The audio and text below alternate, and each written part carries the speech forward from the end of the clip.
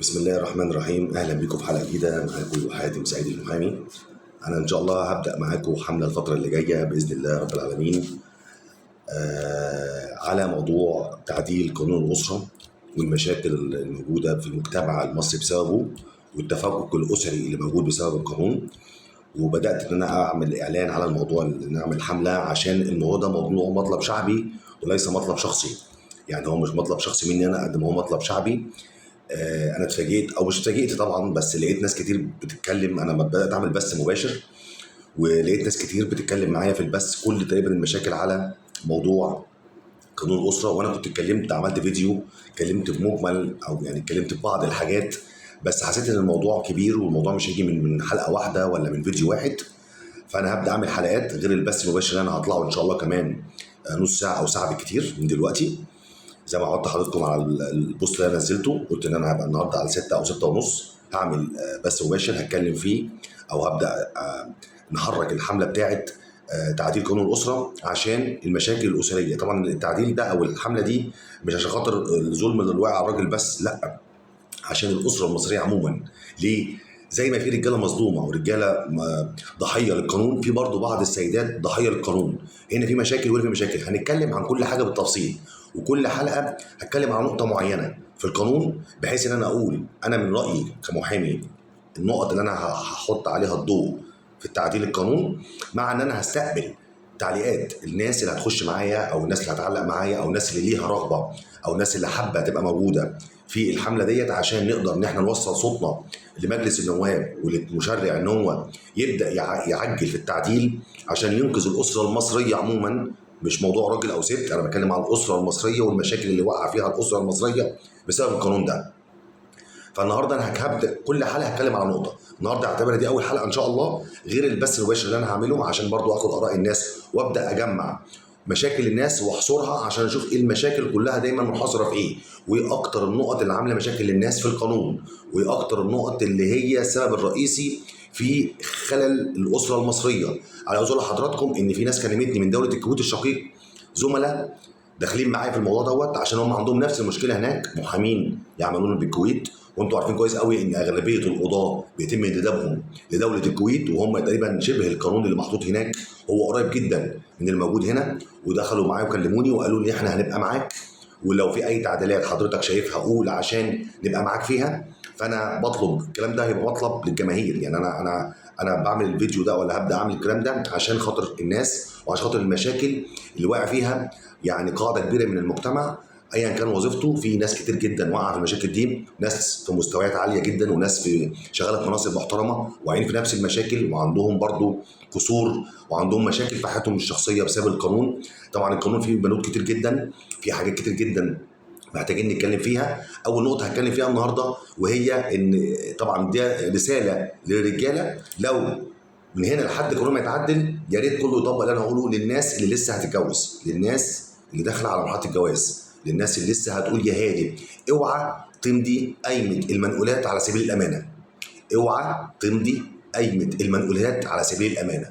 اللي مش عاجبه ما يتجوزش، واللي مش عاجبكم من الطرف الثاني كاهل عروسه ان القايمه تتكتب يا اما حاجتي وحاجتك يا اما في اقرب الاجلين او حاله الطلاق، لكن مش على سبيل الامانه، عشان القايمه تبقى غصب عن اي حد تتنظر في قانون الاسره. محكمه الاسره ما تتنظرش جنح، ما تبقاش زي هذا ايصال الامانه. سيادتك راح تتجوز، اعرض يا جماعه انا هجيب وانت هتجيبي، انا همضي لك على الحاجه بتاعتك، دي مسؤوليتي مفيش مشكله بالنسبه لي، لكن مالكيش دعوه بحاجتي. هتاخدي حاجتي بتاعت ايه؟ هتضمني حاجتي؟ طب ما انا عايز اضمن حقي انا كمان، ما انت ممكن ستك ترفعها تاني يوم. فدي حاجه ما تزعلش، انت عايزه تعيشي وانا عايز اعيش، يبقى الايه ما تتكتب بالشكل ده. دي اول نقطه من ان احنا نبدا نتحرك فيها. ما حدش يمضي قايمه المنقولات، وده المفروض يبدا خطوات تتاخد بجديه. ويا ريت يا جماعه بعد اذنكم اي فيديو هعمله عن الموضوع ده شيره على قد ما تقدر عشان الناس كلها تسمع، عشان نبدا ننفذ ده. احنا في ايدينا نعدل القانون، احنا نقدر نجبر المشرع ونجبر مجلس النواب ان هو يعدل القانون، او احنا اللي نظبط القانون بنفسينا. اولا هنبدا بقيمه المنقولات، دي اكبر مشكله رئيسيه في اي علاقه زوجيه. رقم واحد في اي علاقه زوجيه هي قايمه المنقولات. مفيش قايمه منقولات مفروض من وقتنا هذا اللي فيما بعد تتمضي بطريقه على سبيل الامانه. اكتبها باي طريقه تانية، في مليون طريقه تانية غير على سبيل الامانه. يا اما تمضيها على حاجتها بس وساعتها يوم ما تطلبها تاخدها، هي اللي جايباها مفيش اي مشكله خالص. يا اما تتكتب القايمه يا اما في حاله الوفاه او في حاله الانفصال عن طريق الطلاق وليس الخلع.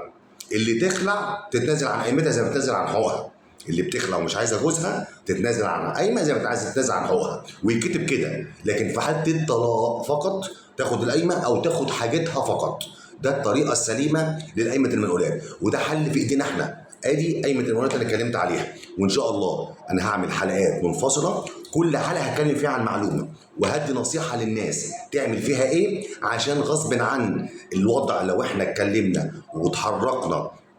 وده طبعا السبيل الوحيد لينا هي السوشيال ميديا، ان هي اقوى سلاح حاليا نوصل صوتنا للدوله. يا جماعه قانون الاسره خارب البيت المصري، قانون الاسره خارب الاسره المصريه، لازم نعدل القانون، لازم القانون يتعدل باي شكل من الاشكال، لازم نظبط كل حاجه فيه. انا كنت اتكلمت عن الرؤيه فيديو قبل كده، بس طبعا يعني كنت لسه ما خدتش قرار ان انا هبدا ان انا اعمل زي توعيه او حمله ان احنا يا جماعه لازم ناخد قرار في ان احنا نعدل.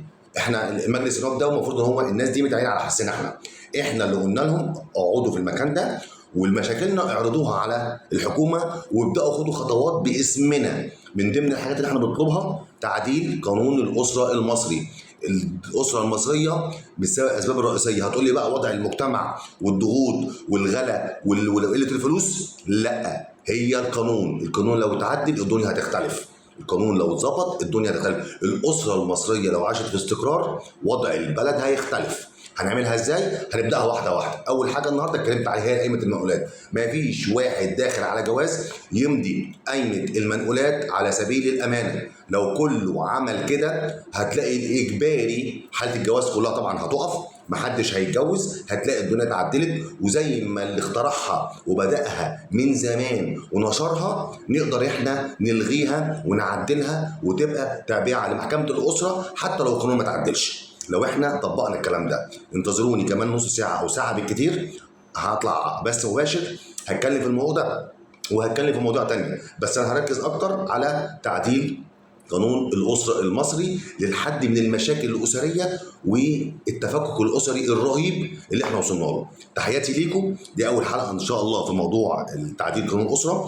كل حلقه هتكلم عن نقطه، وكل التعديلات اللي هتجيلي من طرفكم عندي هجمعها واطلع منها النقط اللي الناس كلها بتشتكي منها عشان نتكلم فيها. وهبدا ابعت رساله للساده الزملاء اللي موجودين في دوله الكويت اللي بعتوا لي وعايزين يبقوا متواجدين معايا او يتابعوا معايا الموضوع ده، هبعت لهم عشان يتواصلوا معايا على صفحتي على التيك توك وعلى الفيس وعلى اليوتيوب عشان نقدر ان احنا نوصل ونعمل قاعده كبيره ونحاول ان احنا نحل موضوع قانون الاسره ونعدله بما يرضي الله ما بين الطرفين. ولا بتكلم على الراجل ولا بتكلم على الست، انا بتكلم على الاسره المصريه.